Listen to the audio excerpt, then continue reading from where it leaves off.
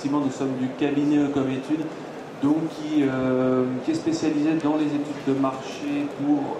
les commerçants indépendants, les futurs franchisés, dans le cadre d'activités, on va dire, commerciales et services à caractère commercial notamment. C'est une étape essentielle, mais qui se trouve souvent négligée parce qu'elle n'est pas obligatoire. Donc le futur franchisé va avoir tendance de fait à se contenter parfois des informations qui vont lui être fournies par le franchiseur sans forcément décider d'aller plus loin. Or, il faut savoir qu'aujourd'hui, une étude de marché qui est mal faite ou qui va pas être menée tout simplement est à l'origine de 2 défaillances sur 3 d'entreprises. Donc c'est vrai que c'est compliqué, ça demande du temps, mais il faut savoir que c'est une étape qui est importante. Et effectivement, comme le disait Monsieur Samper, les franchiseurs, en fonction du secteur d'activité, en fonction de la franchise, ne vont pas communiquer les mêmes informations à chaque fois. C'est vrai que le mot étude de marché, il est générique, on ne sait pas trop ce qu'il y a dedans, on ne sait pas trop quoi mettre dedans. On récolte souvent des informations à droite à gauche et puis on se dit, bon, on ne sait pas véritablement quelle forme ça peut avoir. Et l'initiative privée que vous avez d'être demain, d'être déjà des chefs d'entreprise ou d'être des futurs chefs d'entreprise, il est vrai que l'accompagnement de la franchise rassure quelque part, parce que vous avez un interlocuteur privilégié, vous avez une enseigne, et même si vous connaissez le secteur d'activité, il y a un certain nombre d'informations qui vous sont données, véhiculées par la franchise ou par les informations qu'on peut trouver aujourd'hui sur Internet ou dans la presse spécialisée.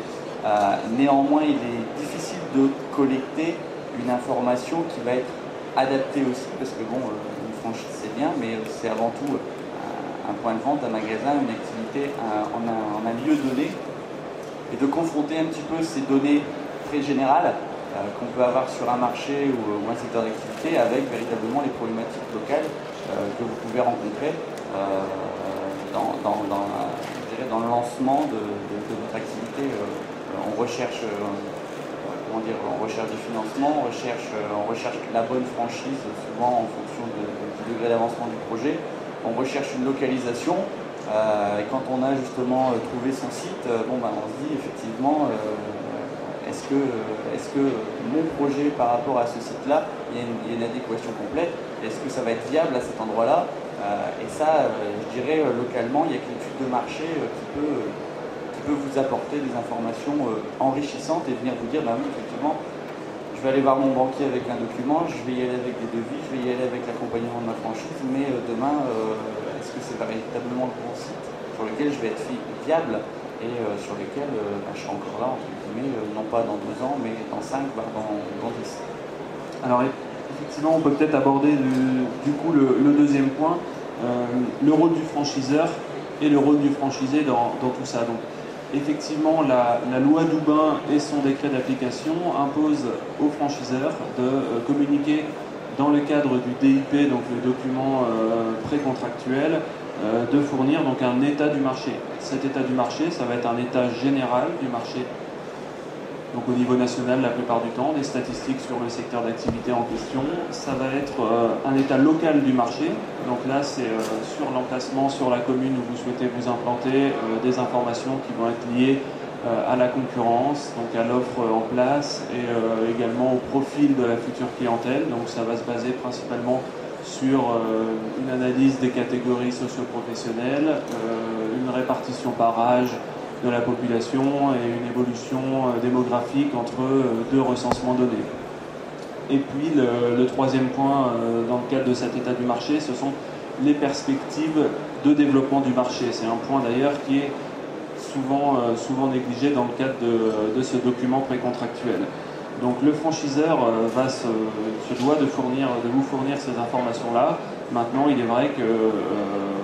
c'est des informations en fonction, encore une fois, de la franchise, qui peuvent s'avérer relativement incomplètes pour, je dirais, vous conforter dans votre projet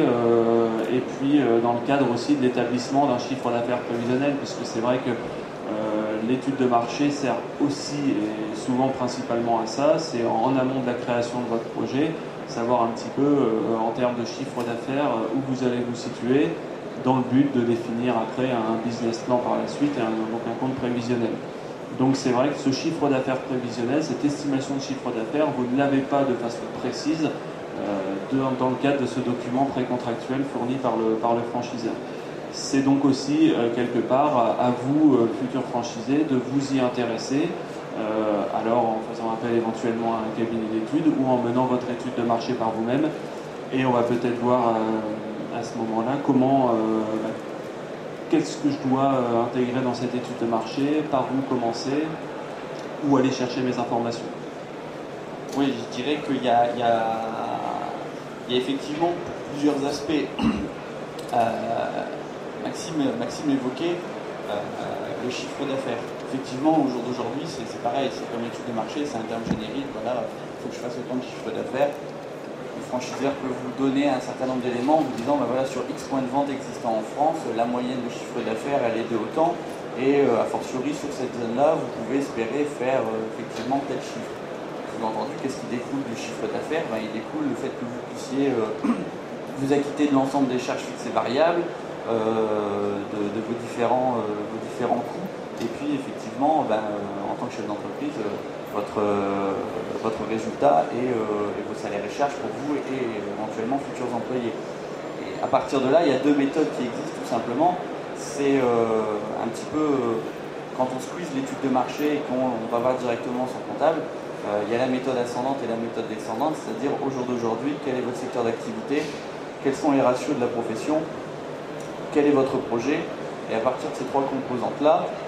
on découle un petit peu tout simplement le chiffre d'affaires que vous devriez réaliser. Sous-entendu, point d'interrogation, quelle est ma zone de chalandise, combien il y a de concurrents, où sont-ils implantés, quel est mon positionnement en fonction de la franchise avec laquelle je contractualise